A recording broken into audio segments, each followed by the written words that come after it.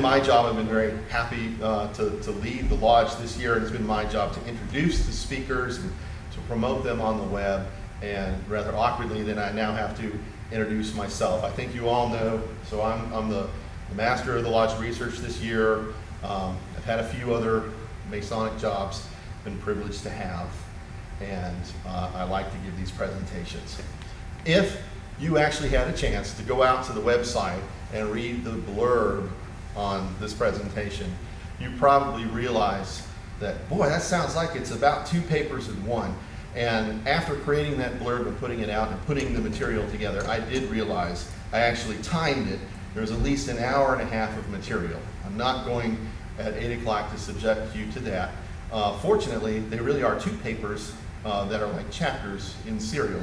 So we can break this down and put that out into 2 parts. So this is really going to be the first part of a 2-part series. And without further ado, this is the Illuminated Architect of the Ideal Realm. And we're going to talk about Renaissance origins that, in my researches, I really feel are at the root of Freemasonry's own exaltation of the architect figure in Hiram Abiff. As speculative, free and accepted Masons, building King Solomon's Temple is our biggest conceptual tool chest, our grand metaphor for teaching the necessity of character building, and the surest path by which to accomplish the magnum opus or great work, no less than the creation of a sacred place for the divine to dwell with us. By the romantic virtue of our grand metaphor, we transform dusty ancient pages into living stages of allegory, from which bold heroes and shadowy villains come alive in the here and now to initiate or begin the self-transformation of profane candidates into tried and true brethren.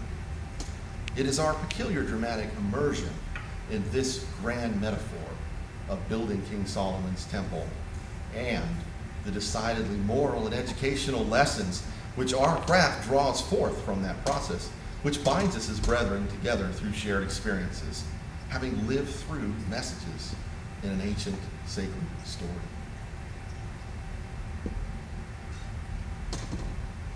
And of course, the special hero of all this symbolic preparation and drama, which every Master Mason must become, if ever he truly is to become, is none other than the chief architect of the whole temple building project, Hiram Abiff. But why? Why is this grand metaphor by which we initiate our character building program of good men made better rooted in sacred architecture?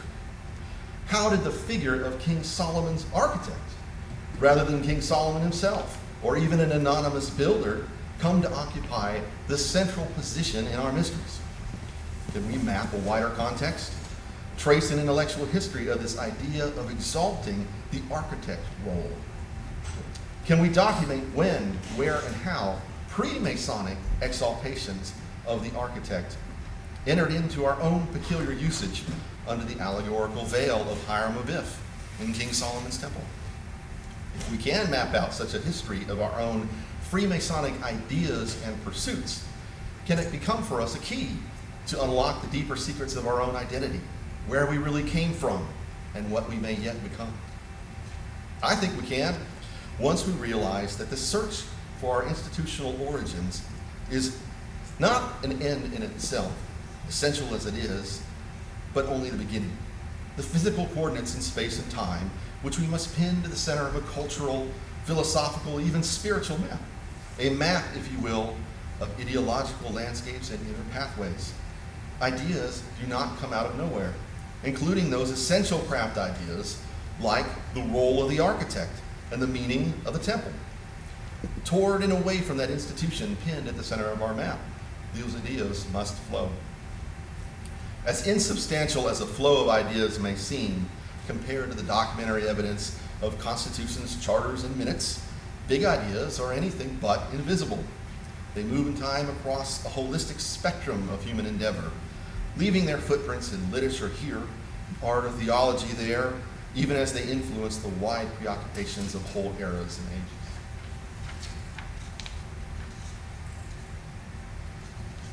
And when we take that first look backward in time across our map, it is away from the usual locations ascribed to our institutional origin where we will find our original idea of the illuminated architect. It is away from the London of the First Grand Lodge of 1717, further back than the earliest known exceptions of pre-Grand Lodge London speculatives, which I'm sure most of us are familiar with the term exceptions, which was enrollment in the earliest days of the speculative craft, with or without initiation, of non-operative speculative masons. In other words, a modern mason, just like all of us here in this room.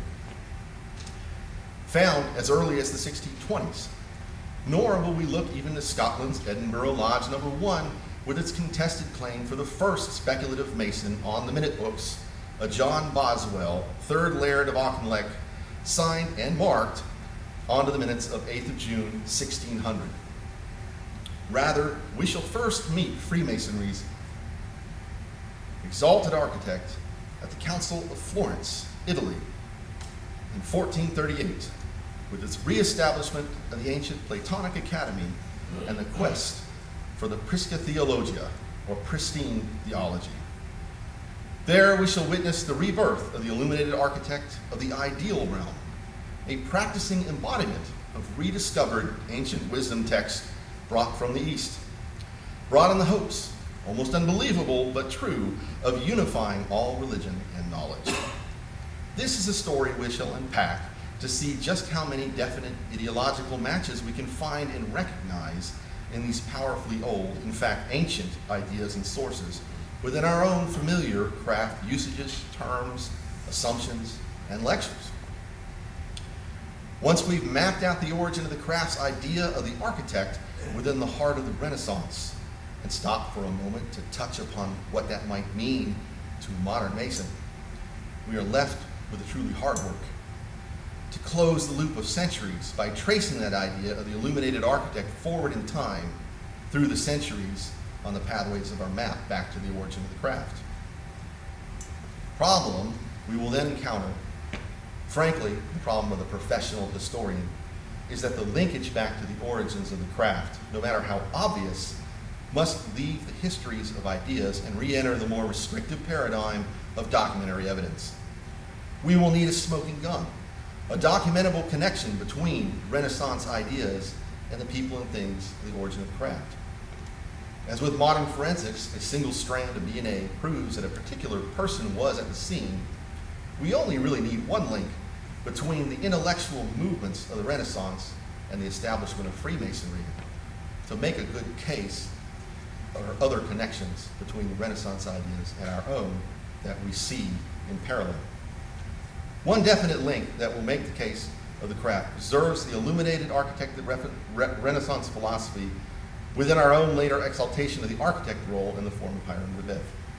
We'll review one such historical link through the Hermetic art of memory of Giordano Bruno and the statutory establishment of the same by William Shaw, Masonic Master of Works, into the earliest speculative craft launches of Scotland. Well, what I don't wish to do with those details is to suggest that our general craft here today, either in its origin or now, is merely some kind of icebox preserving Renaissance ideology frozen in time. We have an entirely unique and evolving spirit of our own. For that reason, we'll take a stranger exit in part 2 from the Renaissance back to our future along a rather unbeaten path, the thread of neometria, or taking the mystical measures of the temple, an exercise of the illuminated architects of the Renaissance. Neometria is a complicated arcane practice of the Renaissance we'll soon meet, whose focus is not primarily the moral education of building King Solomon's temple, as we find in our own grand metaphor for character building. Rather, the focus of neometria is on gaining radical knowledge by cracking the cosmic code of divine structures through Gnostic applications of Hermetic techniques. A fitting tool for the ambitions of the illuminated architect of the ideal realm, but not necessarily of our general craft, will follow Neometria in that second part as it mutates through time, inside, outside, and beyond the pale of our craft in the present day. We will see what Neometria may also teach us about the limits of Freemasonry's borrowings from the Renaissance. And that is entirely enough overview of our survey method. Time for me to ask you a question. Are you ready to get underway? Please. Yes. Okay, good. Well, let's head to the Renaissance to meet and understand the illuminated architect of the ideal realm. Some brief narrative history as a background. The ancient Roman Empire had split into eastern and western halves before the adoption of Christianity. The Christian church inherited the same east-west division with a Latin West, or Roman Catholic branch, and a Greek East, or Greek Orthodox branch. By the year 1054, there had developed a theological schism between the branches, with each side excommunicating the other. Unresolved through centuries of ecumenical councils, one can only assume that there is no pressing need for either side to challenge that status quo. By 1439, however, that pressing need was at the door. Just across the Straits of the Bosphorus, the Ottoman Empire, threatening Constantinople, now Istanbul, openly building up a military presence for a massive push to finally remove this ancient barrier to unchallenged conquest in Europe. To secure desperately needed military assistance from the West, the Byzantine Emperor, Palaeologus VIII, there he is on the left, your screen left, and he's also in the coin in the middle, personally accompanied the Patriarch of Constantinople, the closest thing to an Eastern Pope, and a retinue of 700 ecclesiastics to the Council of Florence under the bankroll of Cosimo de' Medici. And he's the guy on the opposite side of the coin that looks rather dour in the red hat, the banker, founder of the Medici dynasty. Emperor, Patriarch, and Pope would strike a deal, ceding control of Eastern churches to the papacy in exchange for military alliance against the Ottomans. Fortunately, neither the military aid nor the ecumenical agreement held up against the Turks when they finally invaded in 1453. While Constantinople did become Istanbul 14 years after this meeting, the meeting of 1439 in Medici's Florence set in motion a much more lasting spiritual consequence from the sidelines of this Byzantine political drama. A small cog in the emperor's retinue, Georgios Gemistos Plethon was a Byzantine official and scholar included in the trip for his extraordinary mental recall, having memorized multiple systems of legal code that might be needed in the negotiations. Taking his name from Plato, Plethon was a secular philosopher with a reputation for extraordinary wisdom.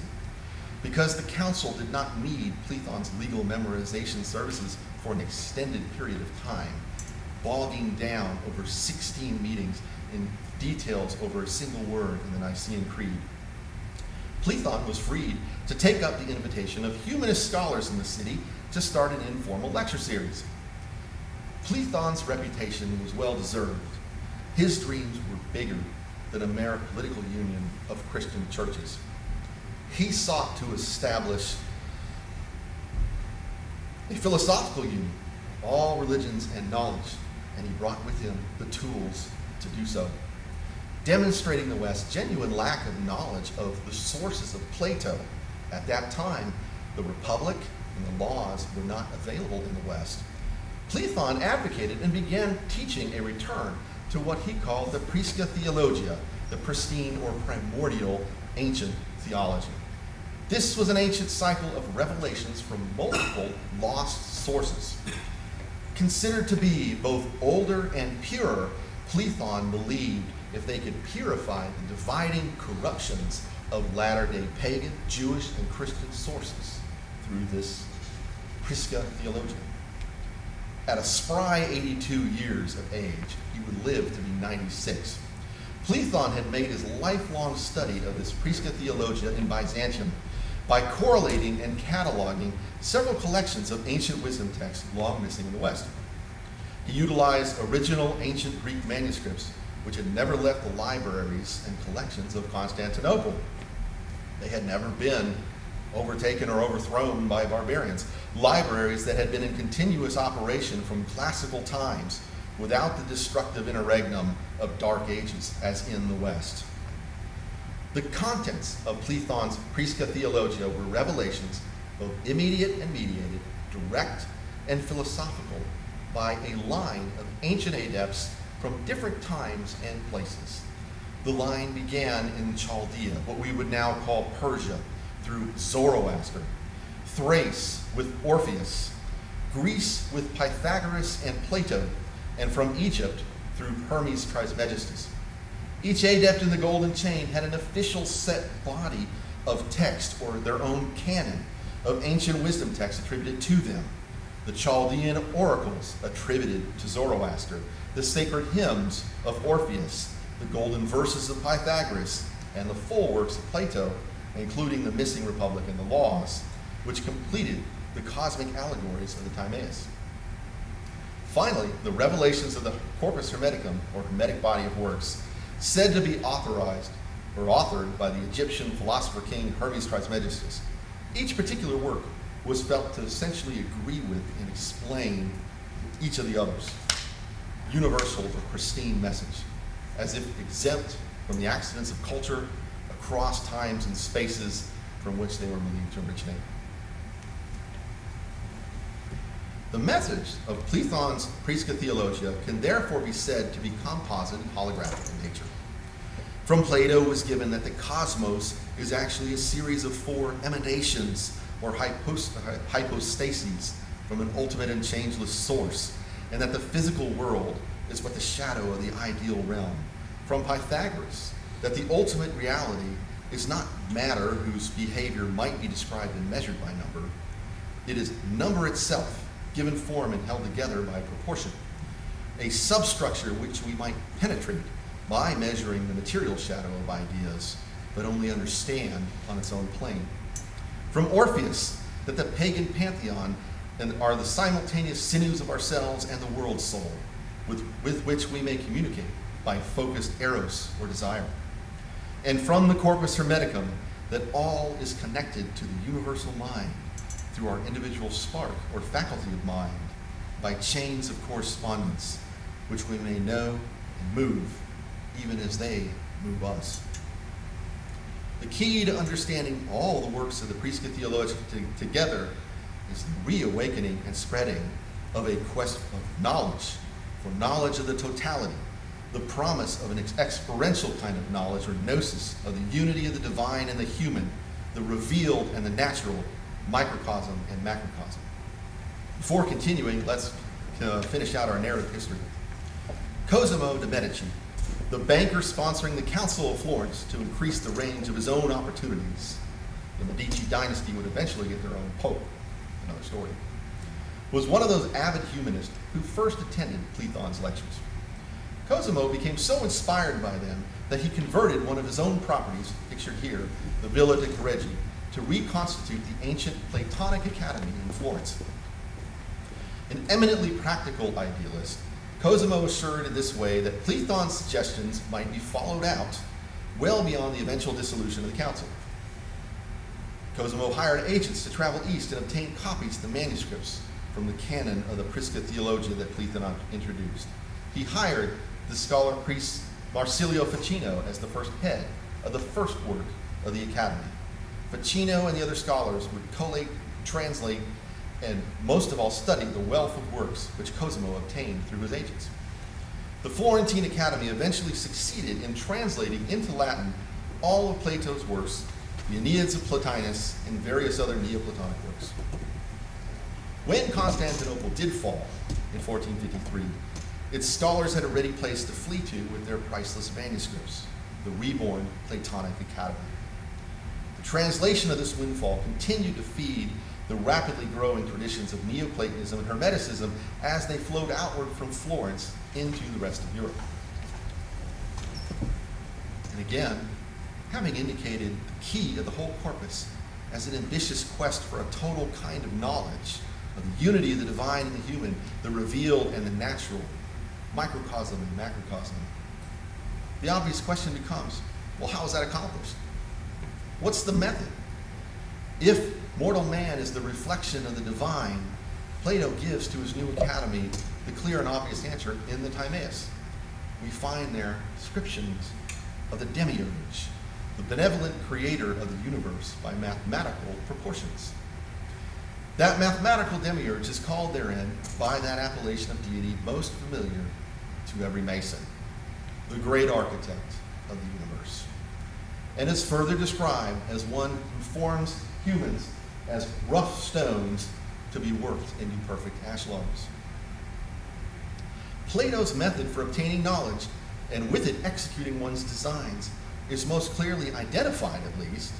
It is the practice of architecture, an activity shared by both man and God as reflections of each other, all down the hypostases, or levels of the cosmos.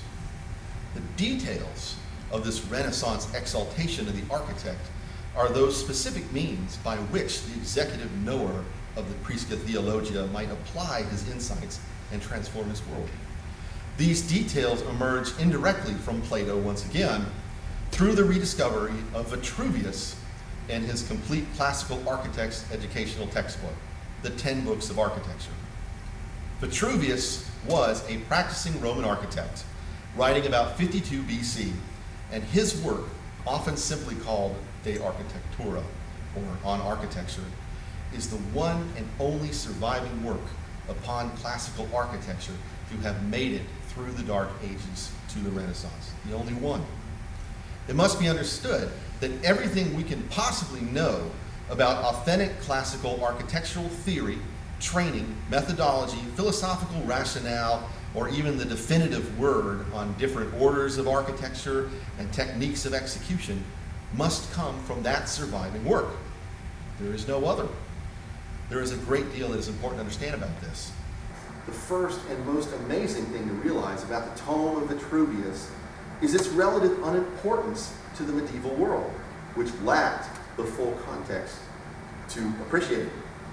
This particular work, unlike some of those lost dialogues of Plato, was not obtained late from Byzantium, like the Prisca Theologia. It was originally found and copied, but without the crucial illustrations, in the great scriptoria of Charlemagne in the Carolingian Renaissance of the 9th century. As many as 92 medieval handmade copies exist from that initial seed, distributed all over Europe. We know that this work was studied during the Middle Ages by a score of churchmen, including doctors of the church, Albertus Magnus, St. Thomas Aquinas. However, it didn't seem to make a difference. None of the content within that work was applied. For instance, you don't find classical orders of architecture anywhere expressed within the world of Gothic cathedrals. You don't say, oh, somebody read De Architectura, so let's make a classical porch on the front of the cathedrals. They're just not there.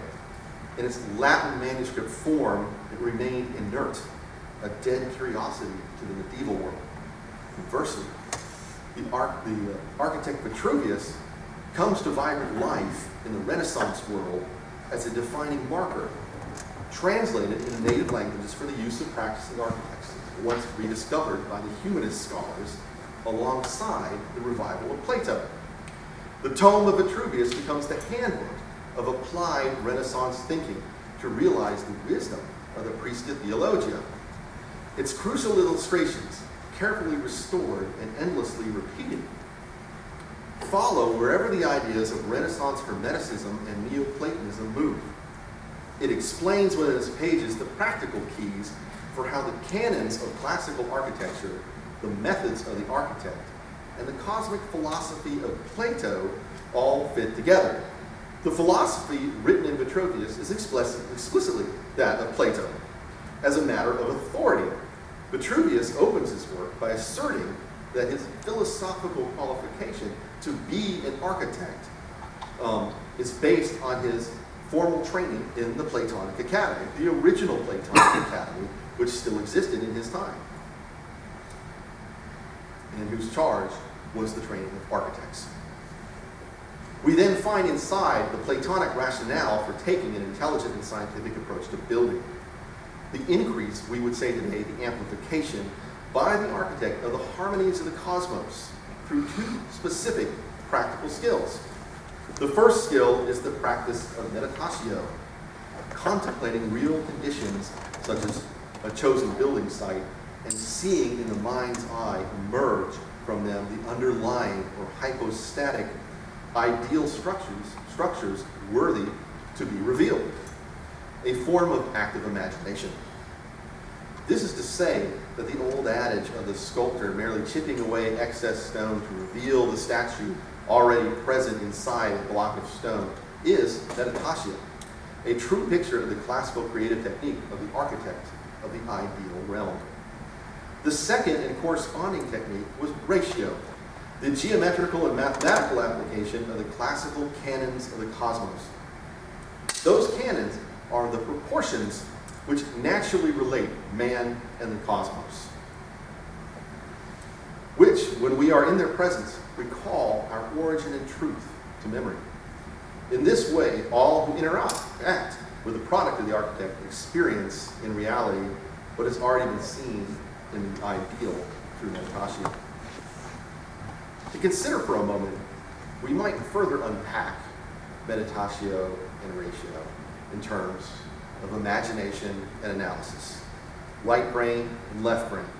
In particular, the active imagination that is inspired and informed by contact with the ideal world, which contact might have sub-techniques of its own, and structured analysis, guided by the canonical proportions of the cosmos as they were understood by the classical world, again, which discovery and analysis might again have sub-techniques of its own.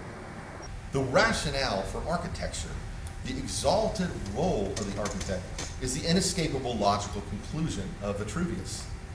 By his continual exercise of meditatio and ratio, the architect continually reunites man and the universe by continually manifesting the ideal realm within the changing vicissitudes of space and time, revealing cosmic order within the chaotic shadow of ideas of the higher life. In direct contrast to the stereotype of the term Platonic, this is a most active philosophy, action with a purpose, energized or inspired by contact with the divine and the natural desire to extend that gift to others. Before we close the book on Vitruvius, let's not ignore the lengthy and detailed exposition of the classical orders of architecture inside, available to but unused by the Gothics, translated, adopted, and repeated in the Renaissance. This description in great detail should ring a bell for every Mason, very much like certain lectures heard by every fellow of the craft at a certain point in their Masonic career about a series of columns and orders of architecture. Vitruvius is the obvious source of that lecture. There can be no other. The only surviving work on classical architecture. More importantly is the consideration of what that means. By pointing at Vitruvius, our fellow craft lecture points straight to the Renaissance conception of what an architect really is, of why the architect, properly understood, is indeed a figure deserving of every exaltation as the center of our mysteries. It is a pointer back, however veiled under the semi-biblical account of Hiram Abiff, to craft intellectual origins within the philosophy of the Prisca Theologia.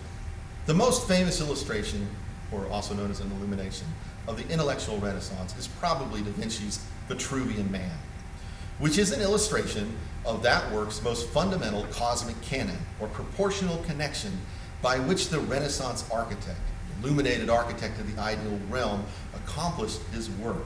It is the proportional, mathematical, cosmic connection between man and the universe, illustrated by Da Vinci, true to the Vitruvian formula, through the relationship of the human body to the square and the circle. Square and compass, anyone? It is a demonstration of the architectural mysticism of Vitruvius as identical with the precepts of Hermeticism, that it is man which is the measure of the universe and vice versa. The Hermetic axiom made ubiquitous in Renaissance illustrations in numberless formats of none other than man the architect, the illuminated architect of the ideal realm. Here, for example, is Caesariano's own Vitruvian man,